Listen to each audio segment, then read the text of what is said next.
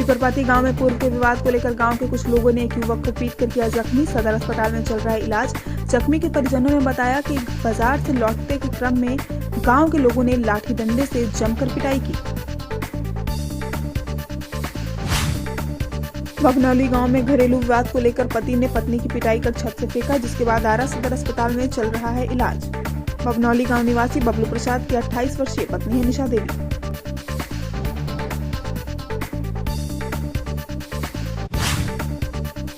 जगदीशपुर में शनिवार की अहले सुबह हुई चोरी के मामले में कुएं से मिला मंदिर से चोरी हुआ हार्ड डिस्क व मॉनिटर, 2 आरोपित हिरासत में लिए गए।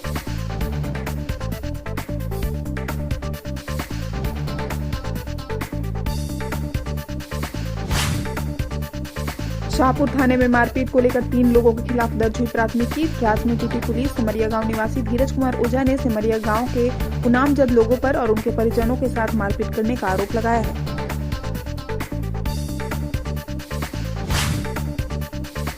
पीरो बसडीहा में पीएम आवास योजना का लाभ नहीं मिलने पर परेशान जरूरतमंदों ने भोजपुर डीएम से की शिकायत।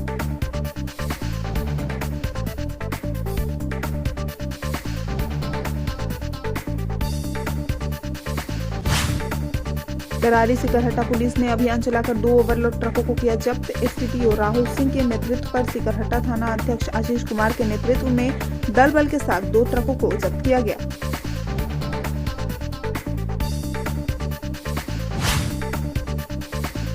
त्रिपुरा बांध के पास नगर पंचायत बिहिया का कचरा डंपिंग करने गई ट्रैक्टर पलटी। इस दौरान सफाई मजदूर बाल बाल बचे। घटना के दौरान चालक को मामूली चोट लगी है।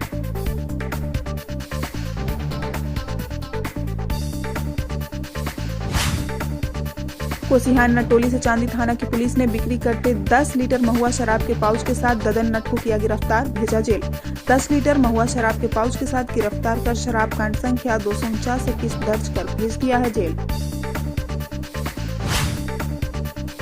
तीर्थकौल गांव की एक महिला और उसके पति ने अपने ससुर पर घर से बाहर निकालने का लगाया आरोप। आपको बताते चले कि जिसको लेकर संदेश थाना में लगाई मदद की गुहार। महिला का आरोप है ससुर घर में रहने नहीं देता है।